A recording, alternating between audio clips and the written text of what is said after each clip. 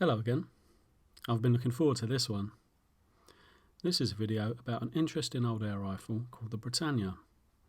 It's a spring piston break barrel air rifle with the spring and piston in the stock, and it was made in Birmingham in the early 1900s by the company CG Bonehill Limited. To start off with, we're going to have a look at the period in which it was made, as this was an important time in the history of airguns. Then, after looking at the development of the Britannia, we'll have a look at the rifle itself, do some accuracy and power tests, and compare the rifle to its main rivals. But first, how I came across this lovely rifle. About a year ago, I was looking for an air rifle to use in vintage HFT competitions at my local club. It had to be made before 1939, and the most popular choices seemed to be BSA underlevers or the pre-war break barrels like the Milita or Diana 27. While I was doing my research, I came across a very strange air rifle called the Britannia. It was an interesting design, which turned out to have quite a loyal following with airgun collectors. I got my shortlist down to 3, and thanks to a very helpful forum member, I was able to shoot and compare a Bonehill Britannia, a BSA light pattern, and a Mark II Webley service, just to get an idea of which one I would prefer to shoot. They were all great rifles, but the Britannia really caught my imagination, and not long after I was lucky enough to acquire a fantastic example, and with it I managed to win that month's vintage competition. It turns out that these were only made for 3 years, from 1905 to 1908, and there is not a huge amount known about them. Apparently CG Bonehill's records were destroyed when the company closed down in 1962. I've managed to piece together a brief history of the Bonehill Britannia, with most of the information coming from books and from articles written by fellow enthusiasts. So, let me set the scene. The end of the 19th century saw a golden age of airgun use in Great Britain. This period also saw a revolution in airgun design and the birth of the modern spring piston air rifle. It's 1902, and England have just lost the Boer War, in part due to the brilliant marksmanship of the Boer sharpshooters. Back in England, men and schoolboys were encouraged to improve their shooting skills, and air rifles were seen as a cheap and convenient way for them to practice their marksmanship. Although the range, power and recoil of air rifles was lower than that of full-bore rifles, many of the principles involved were exactly the same. Schoolboys started to shoot air rifles in clubs and as part of their school army cadet training, and working men up and down the country soon began shooting air rifles in bell target competitions in pubs and clubs. Bell targets were typically shot at 6 to 10 yards from a standing position, and the 9mm or 3/8 of an inch hole was said to represent the size of an average man's head when viewed from 100 yards. Isn't that lovely? It's easy to see how the marksmanship learned in bell target shooting had a definite military application. By the early 1900s, more than 20,000 men were regularly competing in bell target competitions. This pastime was particularly popular in Birmingham and the Midlands, which was also the gun-making centre of England. Only a few years later, the First World War broke out, and when it was over, the young men who survived understandably found that they had lost their enthusiasm for regular shooting competitions. So the period before World War I was a bit of a golden age of airgun use in Great Britain.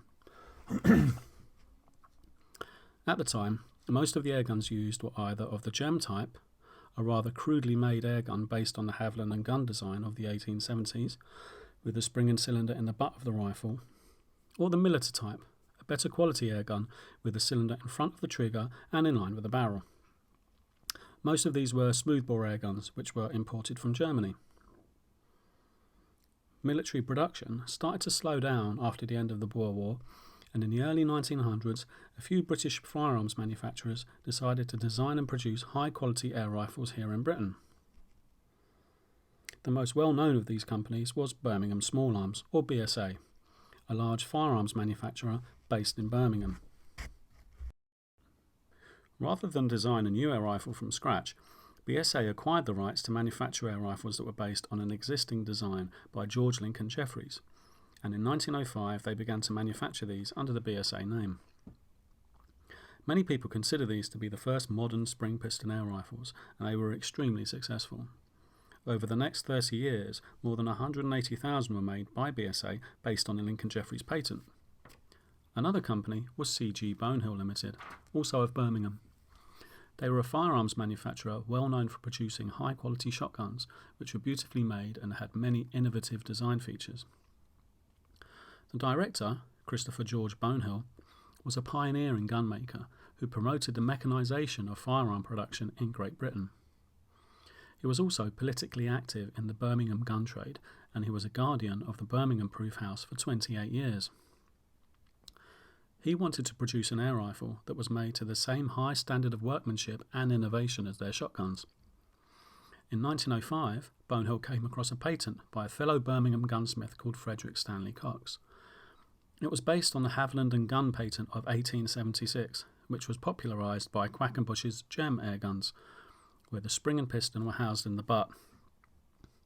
Cox's patent was for a kind of super gem, with higher power and a much higher standard of manufacture than the gem, with a rifled barrel and 2 power settings.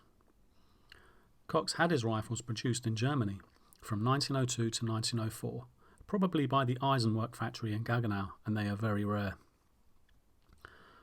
Bonehill acquired Cox's patent in 1905, and a few improvements were made before they started producing a rifle themselves.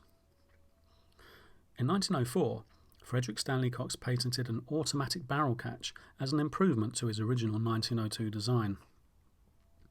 It was a spring-loaded thumb catch that secured the barrel from moving and locked into place automatically when the breech was closed. It was similar in design to the stirrup barrel catch on a Webley service pistol. It was simple, robust and very secure. It was designed in such a way that with gradual wear the catch came to rest further and further forward on the breech, but it still held the barrel very securely. Indeed, very heavily used Britannias still lock up very firmly, with the barrel catch coming to rest almost touching the breech block. The celebrated airgun expert, Dennis Hiller, wrote that the Britannia's action closes with a crispness that time cannot erase. That's a lovely phrase. It's one of the reasons these rifles have survived so well over the years. Another improvement was an adjustable micrometer rear sight, patented by Bonehill in 1905. So, in 1905, with the addition of the automatic barrel catch and with some changes to the trigger housing and grip, production began on the Britannia Air Rifle. They came in 177 or .25 caliber and were manufactured at the same factory as Bonehill shotguns, at the Belmont Firearms Works in Birmingham. At the time, this was the biggest firearms factory in England, employing over 400 people. During its production, the Britannia was exported as far and wide as India and New Zealand. Unfortunately, though, the Britannia was very short-lived, and after just 3 years of production, CG Bonehill decided to design a new air rifle that wasn't based on the Cox patent. In 1908, Bonehill stopped producing the Britannia Air Rifle in favour of their new rifle, the Improved Britannia. Despite its name, the Improved Britannia wasn't really an improvement, as it bore no resemblance to its predecessor at all. It had an extremely awkward cocking method that was supposed to be easier to cock when shooting from a prone position, but it wasn't a commercial success. Just 2 years later, in 1910, CG Bonehill gave up manufacturing air rifles altogether. They sold the Britannia trade name to the air pistol designer Frank Clark, after which Bonehill just continued producing their lovely shotguns and sporting rifles. So it was that the Britannia was the last air rifle designed to feature the spring and piston in the butt and behind the trigger. Now, let's have a look at the rifle itself. This is a Britannia Air Rifle in 177. It was manufactured in 1905 and is a break barrel spring piston rifle. This example might have been refinished at some point in its past, but it is virtually unused and can give us a good idea of what these rifles were like when they were first bought over 100 years ago. It weighs 7 pounds or 3 kilograms and has an overall length of 36 inches or 91 centimetres and a 21-inch rifle barrel. These were produced for 3 years, from 1905 until 1908, and in those 3 years less than 4,000 were made, and they were manufactured to the very highest standard. The rifle is all blued steel and the stock is walnut. To use it, you first pull back the barrel catch, then, placing the butt firmly in your hip, you pull down on the barrel. The trigger housing and grip acts as the cocking arm and pulls the piston down the cylinder as it compresses the mainspring. The sear is housed on the outside of the cylinder, and as the piston is pulled past it, the sear clicks into either of the two slots in the piston. When you return the barrel, the trigger ends up in line with the sear and ready to use. Let's do a little accuracy test, so you can see how it shoots. I'm going to take 10 shots at this 2-inch target at 35 yards. Since I bought this rifle, I've only ever shot it standing, which is how I prefer to shoot my vintage air rifles. For the purposes of this video though, I thought I should try to do some prone shots.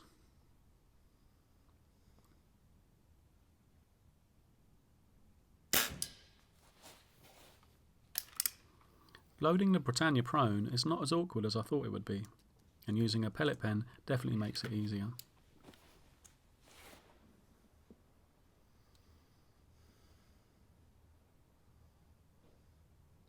To speed things up, I've edited out the loading of the rifle for the last few shots.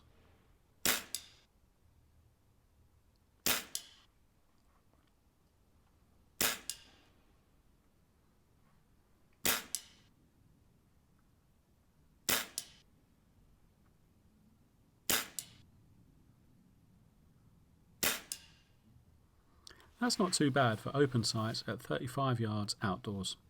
That's about a 3-inch group, and with a bit of practice I'm sure I could tighten it up a bit. We'll do some standing shots later, that's where the real magic happens. Although Bonehill's records were destroyed when the company closed down in 1962, there are a few references in airgun literature that help us piece the history together. In his 1985 book, A Collector's Guide to Air Rifles, Dennis Hiller describes the Britannia as a very powerful airgun that was way ahead of its time but far too costly to produce. This hints at one of the possible reasons that it was short-lived. Hiller also gives us various references to earlier articles, including a review that was written in 1905 and was reprinted in the May 1976 issue of Guns Review magazine. I've got one here, and this is a contemporary review of the Britannia which was originally written in Arms and Explosives magazine in August 1905. It's written in lovely old-fashioned English, and these are a few excerpts. The accompanying illustrations afford an excellent idea of the new air rifle which has lately been introduced by the firm of C.G. Bonehill. Special importance is to be attached to this new development for two reasons. First, because it represents a serious attempt on the part of an English firm to make a proprietary article on the interchangeable basis. And second, because the rifle itself affords evidence of a comprehensively arranged design aiming at a high standard of perfection in detail. Okay, so that's quite a mouthful. So this review celebrated the fact that a British manufacturer was attempting to make a serious air rifle in Great Britain, instead of just importing them from Germany. The review also mentioned that the Britannia was a very well made air rifle that exhibited a high standard of perfection in detail. Cox and Bonehill really made an effort to make the Britannia a beautiful rifle. There are lots of little details and shapes that you might not notice at first glance, but they give the rifle real depth and texture. It's an example of really good design, but it must have bumped up the production costs. C.G. Bonehill believed that firearms could be made on machines and have interchangeable parts. Bonehill was the first British company to produce shotguns with interchangeable parts and barrels. The reference in the review to making an air rifle on the interchangeable basis refers to this type of manufacture, where the use of machinery to manufacture parts to very high tolerances meant that spare parts for the Britannia, including barrels, could be swapped out and should always fit properly. An interesting feature of the Britannia is how you gain access to the spring and piston for servicing. The 1905 review recommended using an old halfpenny bit as a screwdriver to remove this keeper screw. And then an old penny piece could be used to rotate this large knurl cap by about 15 degrees, which would release its bayonet fitting. You could then remove the spring and piston. This is quite a good feature, as to change the mainspring on other vintage air rifles isn't that simple.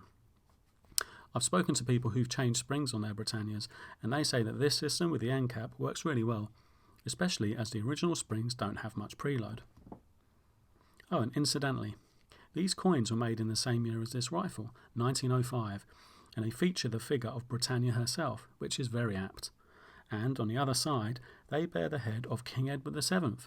So the Britannia is an Edwardian rifle, which I think is pretty cool. The Britannia has an interesting trigger, and it works really well. The sear is housed on the cylinder, and the trigger is located in the cocking lever. When you return the barrel to position after compressing the spring, the trigger ends up in line with the sear. The trigger is held away from the sear by a small spring. If you lightly pull the trigger, it travels for a short distance until it comes into contact with the sear and stops. Then, an increase in pull weight pulls the sear out of the cocking slot and the piston is released. This makes it feel like a modern two-stage trigger, and the wide trigger blade makes it feel much lighter than it actually is. The rifle cannot be fired unless it has been closed after loading. This is a good safety feature, but it also means it cannot be safely decocked. The trigger pull weight is adjustable by a bolt through the sear, which pulls the sear in and out of the cocking slot in the cylinder, in for heavy and out for light. Turning the bolt by just a tiny amount makes quite a large amount of adjustment to the pull weight. You have to be extremely careful when adjusting the trigger weight on these rifles. If you have one and you're unsure, get a gunsmith to adjust the trigger for you. On this rifle, I've settled on having the pull weight at about 4.5 pounds or 2 kilograms, just to be safe. This one can be set lighter, but I don't want to risk it going off half-cocked. I wouldn't want to drop it. Something the 1905 review fails to mention is that the Britannia has two power settings: low power for short-range indoor target use and high power for longer-range sporting use. The piston has two slots, so there are two cocking positions, one for full power, which on this rifle is about 7.5 foot-pounds, and one for low power, which in this rifle is about 5.8 foot-pounds. To use it on full power, you simply pull the barrel down as far as it will go, and you will hear two clicks, as the sear clicks past the lower power slot and clicks into the higher power slot, compressing the mainspring to its maximum. Repositioning this keeper screw to the next hole along means that the cocking arm can only proceed to the first slot, which gives you the low power output of 5.8 foot-pounds. Let's do a power test. We'll do 10 full power shots using 177 JSB Express 7.87 grain Diablo pellets, unweighed, straight out of the tin. I find these shoot really well in nearly all my vintage guns. There is something I've noticed on this and other Britannias I've used, and it's to do with the trigger weight. The trigger pull weight for the lower power setting is only about half as heavy as it is when you cock the rifle to the full power setting. So if you set the trigger weight to 5 pounds for full power, it ends up being dangerously light if you then only cock it to the lower power setting. This is probably because the spring is under less tension when it is only cocked to the lower power slot. Because of this, I only use this rifle on the full power setting, and I have the trigger set how I like it. I think owners have to choose which power they want to use it at and set it up for that. So, after 10 shots, we have an average velocity of 656 feet per second, which gives us an average power of 7.52 foot-pounds, an extreme spread of just under 12 feet per second, and a standard deviation between shots of only 5.6 feet per second. That's pretty good. I've tested this before at low power, and it puts out 5.8 foot-pounds, but I'm not going to test this right now because it means I have to make the trigger weight heavier. No one really knows what power these were putting out when they were new, but we have reason to believe that they were more powerful than their competition, but more on that later. Now, let's take in the sights. The Britannia has a dovetail barleycorn foresight, and from late 1905 onwards they were fitted with this elaborate little seesaw micrometer rear sight, which was patented by C.G. Bonehill. It's adjustable for windage and elevation by turning these little adjustment wheels, and I think that this larger wheel on the front is for instant elevation adjustment without affecting your usual zero, and it also stops the sight from popping up from the force of the recoil. It is a lovely little sight. They are quite sophisticated but also small and relatively fragile, so it's always a treat to find one with the rear sight intact. The 1905 review of the Britannia recommended fitting a flip-up peep sight behind the grip, although this would require 2 holes to be drilled and tapped in the cylinder. Most air rifles from this period have rear sights that sit in a dovetail joint in the barrel. To adjust the windage on these, the sight block has to be drifted left or right with a hammer and a punch, which can be rather tricky. The fine level of adjustment available from the Britannia's rear sights make it possible for very accurate zeroing. This, along with a nice adjustable trigger, is a great combination that makes for some really satisfying shooting, especially at longer ranges.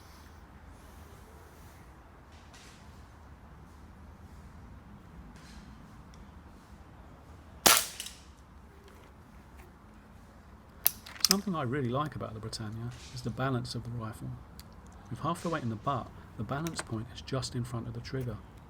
This makes it extremely comfortable to shoot, especially from a standing position where it feels very stable.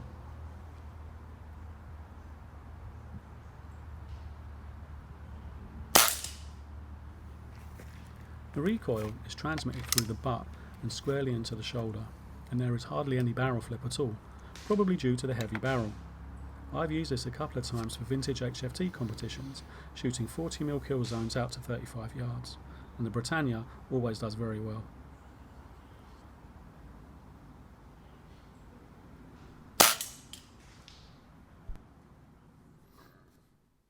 The markings on this particular rifle are pretty standard.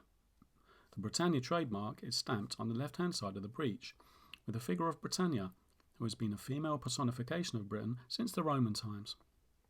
This one has a serial number 1203, which probably puts it at late 1905, but we can't know for sure.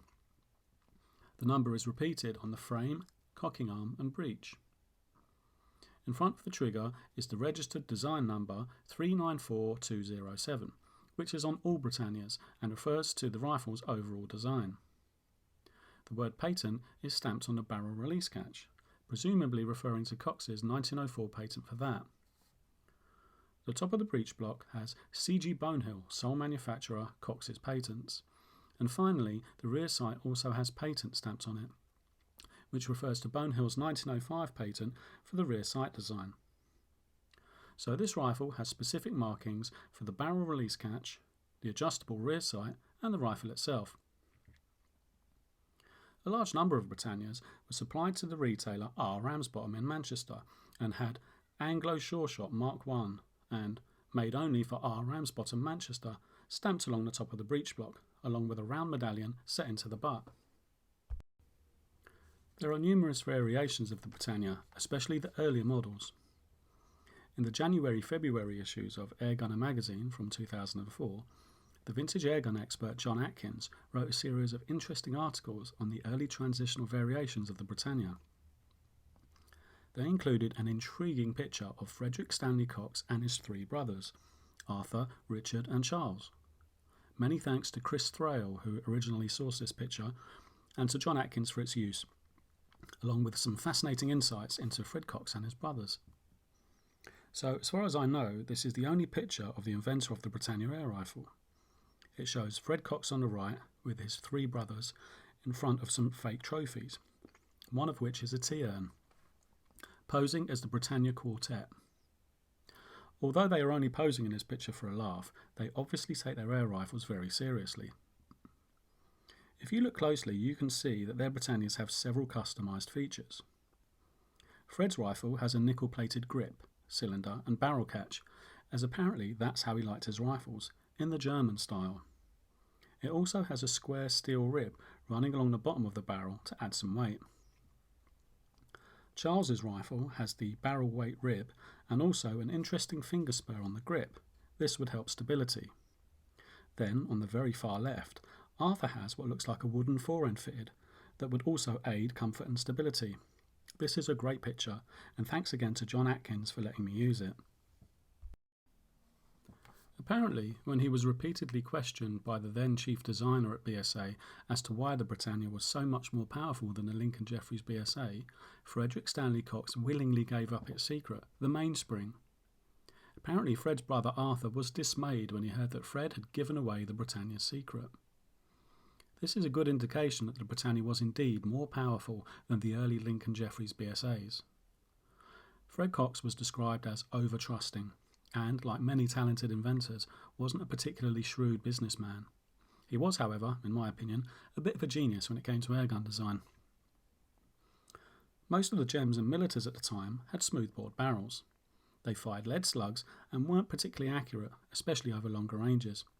But, along with the BSAs, the Britannias had very well-made rifled barrels, and when they were used to shoot the newly invented Diablo pellets, It gave production airguns a whole new level of accuracy. Let's do another accuracy test and compare the Britannia to a BSA light pattern with a bit of good old-fashioned bell target. I'll take 5 shots at the 9mm hole from 8 yards.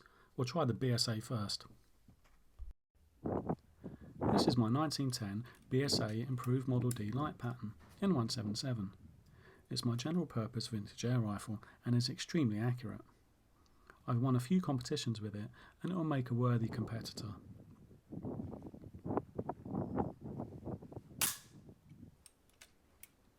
If you attend any vintage shoot these days, chances are the vast majority of competitors will be using a pre-war BSA underlever. They were in production from 1905 until 1939, so there are plenty of them about to choose from.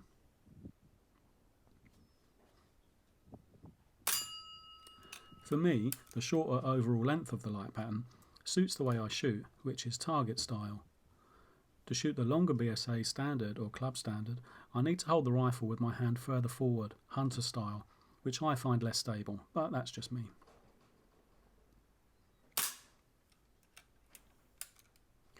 Even the BSA light pattern is still longer than the Britannia, although the barrel on the BSA is shorter at 17 inches.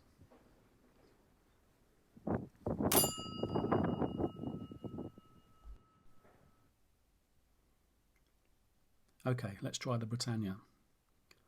Possibly the most striking feature of the Britannia is its very compact overall length. The long spring and cylinder provide good power, and because they are housed in the butt, the Britannia can have a very long barrel, which, as well as giving good accuracy, also gives good leverage, making it very easy to cock for a high-powered rifle.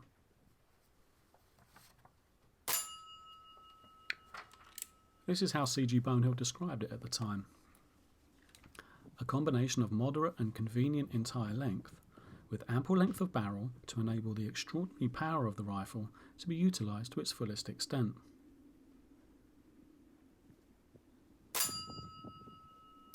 The provision of an extra long and powerful mainspring, which requires only a trifling amount of compression when being put into the rifle. So, all very good. Compact size, high power and easy to cock. In all intents and purposes, it's a 100-year-old bullpup rifle. That was way ahead of its time. But despite all its merits, the Britannia wasn't a lasting success, and there are several possible reasons for this. In order to be competitive, Bonehill priced the Britannia slightly cheaper than the BSA underlevers available at the time. This might have worked if they had sold in vast numbers, but in the 4 years that the Britannia was made, BSAs sold 6 times as many underlevers.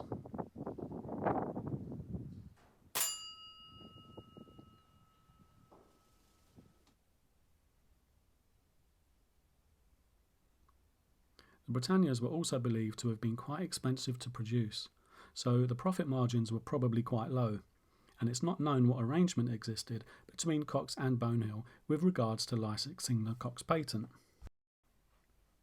The Britannia probably reminded people of the thoroughly uninspiring gem rifles which had been around since the 1870s. These were little more than overpowered toys, and by the early 1900s they represented a step backwards. But the design and construction of the Britannia was far superior to the old gem rifles, and, as Mr. Hiller rightly stated, the Britannia has been described as a variation on the gem, but this connection is as near to that of a Mini and a Rolls-Royce. But although it was an unfair comparison, the design was obviously similar enough for people to make that association. But most importantly, the Britannia was introduced in 1905, the same year as the Lincoln Jeffries BSA, an awesome rifle which was a revolutionary design that took the airgunning world by storm.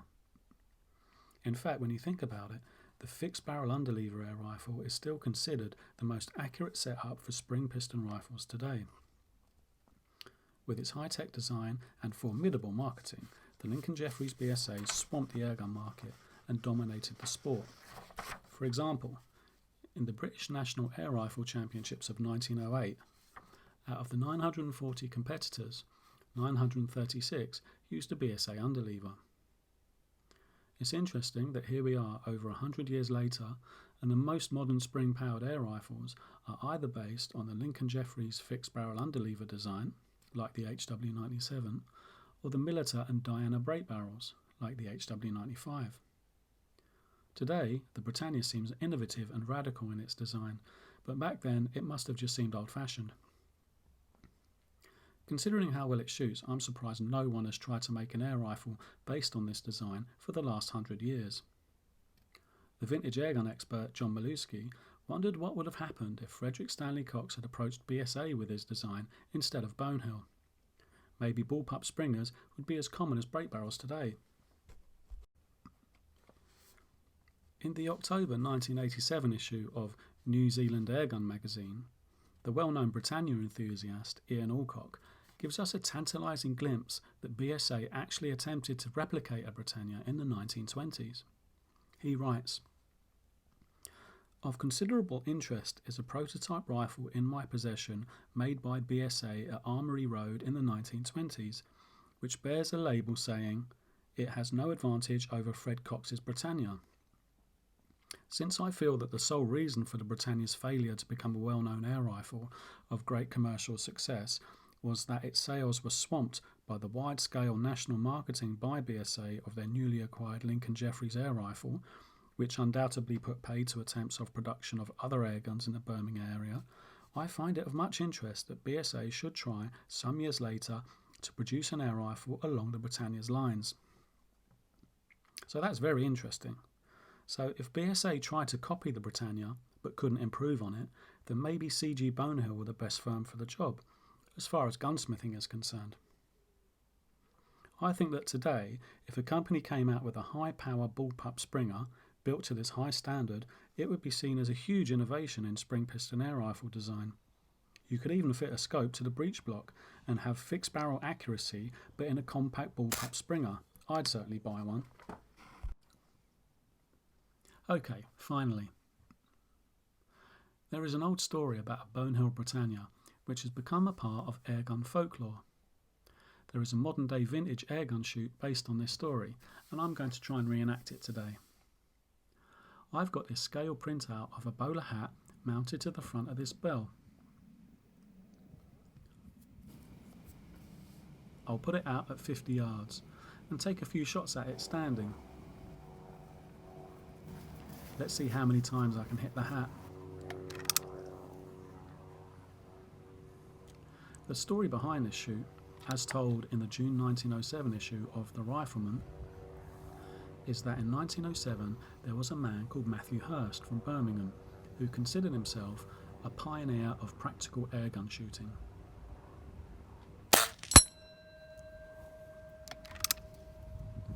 Mr. Hurst was keen to encourage people to shoot air rifles at longer distances, and, as he put it, the fascination of the pastime increases with the length of the range.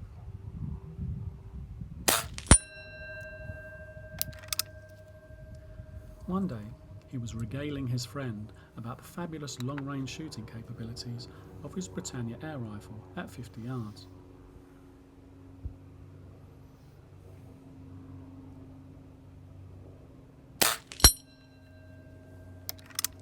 His friend was sceptical, and he paced out to 50 yards, planted his umbrella in the ground with his felt hat on top of it, and then allowed Matthew Hurst to take 7 shots at it from a prone position.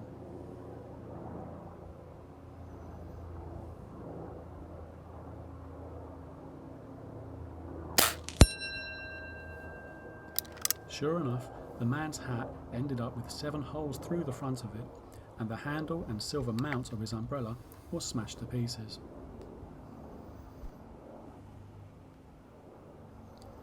Like everyone else who's reviewed the Britannia before me, I've really come to like this rifle. I remember the first time I saw one, I thought it looked a bit odd, with its diddy little parts and its all-metal grip. But the first time I picked one up, I was really surprised with how comfortable it felt, and how nicely it was designed. It's unlike any other air rifle I've shot. When I got my own one to use, I was delighted to find that with a bit of practice they can be extremely accurate. Now, I won't be shooting this one every day, as it is in exceptional condition and it's impossible to get spare parts, but I do make a point of shooting all my airguns, and this one is particularly nice to shoot, so I will be bringing it out for the occasional competition. I think these old air rifles like to be shot. It would have been great if this type of airgun had evolved along with the brake barrels and underlevers for the last 100 years. Who knows what other types of air rifles we would be shooting today. Luckily, there are a few Britannias still around for us to enjoy, so if you ever get a chance to shoot one, give it a go, they're great fun. I'd like to thank various sources for providing information and images for this video. The members of the Airgun BBS Collectibles Forum, in particular John Budd and John Beluski, both big Britannia enthusiasts. The excellent Trev's Airgun Scrapbook website and the Encyclopedic Vintage Airgun Gallery website are both excellent resources and well worth a visit if you're interested in vintage airguns. Also the guys at Protect Supplies, who have a wealth of knowledge and also sell a fantastic range of vintage airguns. I'll put links to all these in the description. Special thanks to Trevor Morris, Trevor Adams and John Atkins for all their help, and to Mariana for her excellent camera work and patience. This video was written, produced and presented by me, Matthew Walters. Thanks for watching. If you've enjoyed this video, please give it a like and subscribe if you want to see more. Rule Britannia!